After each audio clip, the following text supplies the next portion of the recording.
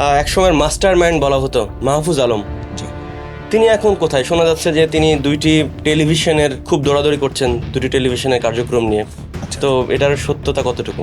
এটা তো আমার পক্ষে জানা সম্ভব না, কারণ উনি তো এনসিপির সাথে কানেক্টেড না, এনসিপির রাজনীতির সাথে কানেক্টেড না। বর্তমানে তিনি অল্টারনেটিভ নামক একটা যে প্ল্যাটফর্ম, সেই প্ল্যাটফর্মের উদ্যোক্তা, এবং উনি পলিটিক্যালি ওইখানে কাজবাজ করছেন।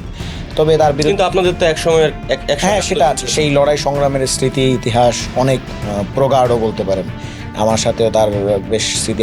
আমার ডিপার্টমেন্টেরই বড় ভাই তিনি, এবং এর পাশাপাশি আমরা কিছু ইন্টেলেকচুয়াল ওয়ার্কস একসাথে আমরা করার ট্রাই করেছি, চেষ্টা করেছি। সো এইটা উনার এই দীর্ঘ লড়াই সংগ্রামে উনার অবদানও আছে। তেমন হয়তো আমাদের সাথে রাজনৈতিক মতপার্থক্য তার আছে, জোটগত সিদ্ধান্তের কারণে তিনি বেশ হয়তো ক্ষুব্ধ আছেন আমাদের উপর। সেই কারণে তিনি আলাদা রাজনীতির একটা প্ল্যাটফর্মের মাধ্যমে তার কার্যক্রম পরিচালনা করছেন। আমাদের সাথে হয়তো ওরকম সংযুক্তি নাই, বাট আমাদের সাথে দেখা সাক্ষাৎ হয়, কথাবার্তা হয়, আলাপ আলোচনা হয়, কিন্তু সেটা মানে ওই যে প্রতিহিংসামূলক যে তিক্ততা, সেই তিক্ততার পর্যায়ে এখন পর্যন্ত পৌঁছে